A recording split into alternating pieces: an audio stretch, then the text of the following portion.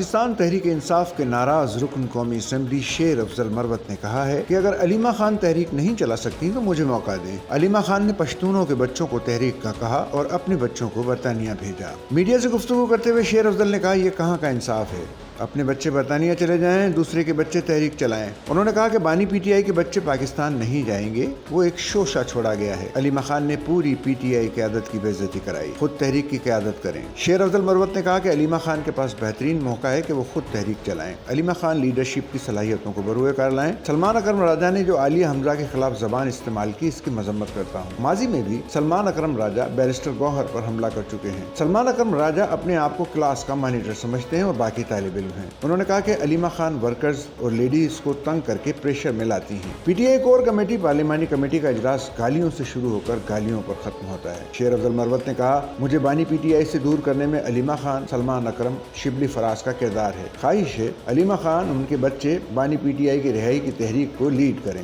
Sachal news net work کی videos میں خوش آمدید۔ ناظرین، ویڈیو سے متعلق اپنی قیمتی رائے کا اظہار کمنٹ باکس میں ضرور کریں اور چینل کو سبسکرائب کریں۔